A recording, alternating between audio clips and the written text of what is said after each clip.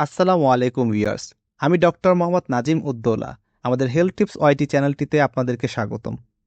গত কয়েকদিনের বৃষ্টিতে ঢাকাসহ সারা দেশে মশার উপদ্রব বৃদ্ধি পেয়েছে, যে জন্য ডেঙ্গু জ্বরের প্রাদুর্ভাবও অনেকাংশে বৃদ্ধি পেয়েছে। তাই আজকে আমরা ডেঙ্গু জ্বর নিয়ে আলোচনা করব। ডেঙ্গু জ্বর একটি মারাত্মক প্রাণঘাতী রোগ। তবে কিছু সাধারণ নিয়মকানুন ও সাবধানতা অবলম্বন করলেই ডেঙ্গু জ্বরে আক্রান্ত ও মৃত্যুঝুঁকি অনেকাংশে কমে যায়। আজকের ভিডিওতে আমরা ডেঙ্গু জ্বরের কারণ, লক্ষণ, চিকিৎসা ও প্রতিরোধ সম্পর্কে জানব। ডেঙ্গু জ্বরের কারণ। প্রথমেই আসা যাক ডেঙ্গু জ্বরের কারণের দিকে। ডেঙ্গু জ্বর হল একটি ভাইরাসজনিত রোগ, যা এডিস মশার মাধ্যমে ছড়ায়। এই মশাগুলো দিনের বেলায় কামড়ায়, বিশেষ করে সকালে এবং বিকালে। এডিস মশা সাধারণত ঘরের আশেপাশে জমে থাকা পরিষ্কার পানিতে ডিম পাড়ে, যেমন ফুলের টব, পানির ট্যাঙ্ক এবং অন্যান্য পাত্রে। ডেঙ্গুর 4টি সেরোটাইপ আছে: ডেন 1, ডেন 2, ডেন 3 এবং ডেন 4। একবার ডেঙ্গু হলে ভবিষ্যতে অন্য সেরোটাইপ দ্বারা আক্রান্ত হওয়ার ঝুঁকি থাকে, যা অনেক ক্ষেত্রে আরও গুরুতর হতে পারে। ডেঙ্গু জ্বরের লক্ষণ।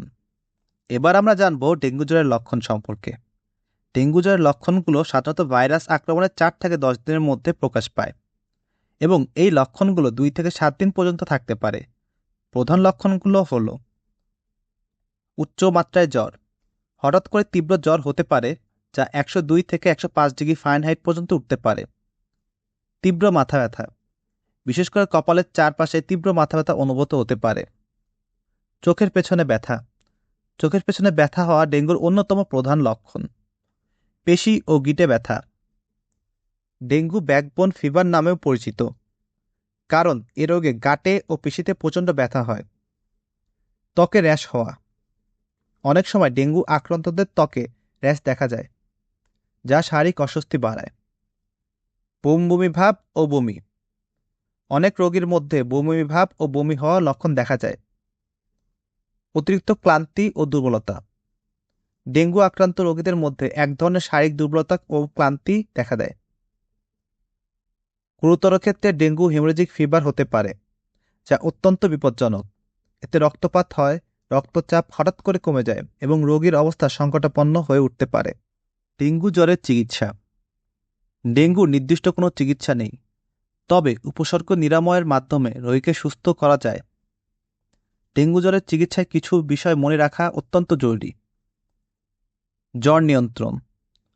জ্বর কমাতে প্যারাসিটামল ব্যবহার করা যায়, তবে কোনোভাবেই আইবুপ্রোফেন বা অ্যাসপিরিন দেওয়া উচিত নয়, কারণ এতে রক্তপাতের ঝুঁকি আরও অনেক গুণে বেড়ে যায়।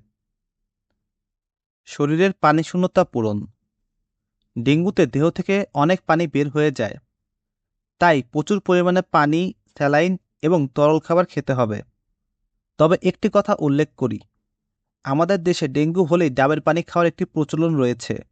অবশ্য এটির কিছু উপকারও আছে, যেমন ডাবের পানি আপনাকে পানিশূন্যতা থেকে রক্ষা করে। এছাড়াও ডাবের পানিতে প্রচুর পরিমাণে মিনারেল আছে, যা আপনার শরীরের জন্য উপকারী। কিন্তু ডেঙ্গু হলে ডাবের পানি খেতেই হবে এমনটি নয়। আপনি চাইলে ডাবের পানির পরিবর্তে নর্মাল স্যালাইনও খেতে পারেন, যা আপনার পানিশূন্যতা ও মিনারেলের ঘাটতি কমাবে। বিশ্রাম নেওয়া।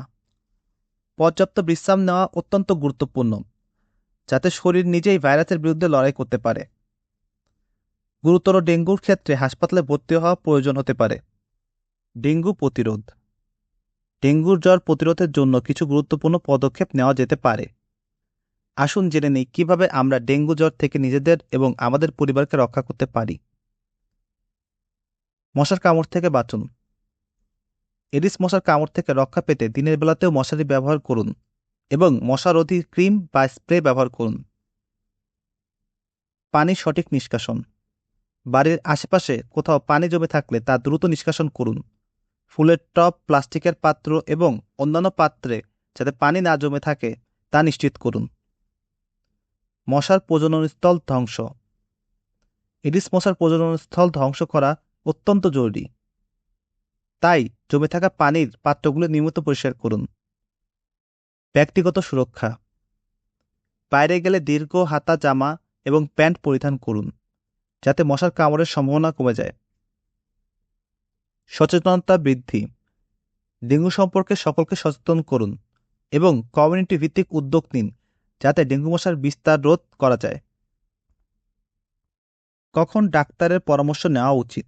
ডেঙ্গু জ্বর হলে দ্রুত ডাক্তারের পরামর্শ নেওয়া উচিত, বিশেষত যখন 5 দিন বা তার বেশি সময় ধরে জ্বর থাকছে, তীব্র মাথা ব্যথা, রক্তচাপ কমে যাওয়া বা রক্তপাত শুরু হলে, শিশু বা বয়স্করা আক্রান্ত হলে দ্রুত চিকিৎসা প্রয়োজন। এ ধরনের লক্ষণ দেখা দিলে দেরি না করে হাসপাতালে যাওয়াই বুদ্ধিমানের কাজ হবে। স্বাস্থ্যসম্মত থাকুন এবং ডেঙ্গু প্রতিরোধ করুন। তো আজ এ পর্যন্তই। আজকের আলোচনায় আমরা ডেঙ্গু জ্বরের বিস্তারিত জানলাম। ডেঙ্গু প্রতিরোধ করা সম্ভব যদি আমরা সবাই সচেতন হই এবং সতর্কতা অবলম্বন করি। ডেঙ্গু সম্পর্কে জানানো এবং সচেতন করা আমাদের দায়িত্ব। এই ভিডিওটি আপনার যদি উপকারী হয় তবে অবশ্যই শেয়ার করুন এবং চ্যানেলটিকে সাবস্ক্রাইব করতে ভুলবেন না। সবাই ভালো থাকুন, সুস্থ থাকুন। আবারও দেখা হবে হেলথ টিপস ওয়াইটিতে। ধন্যবাদ।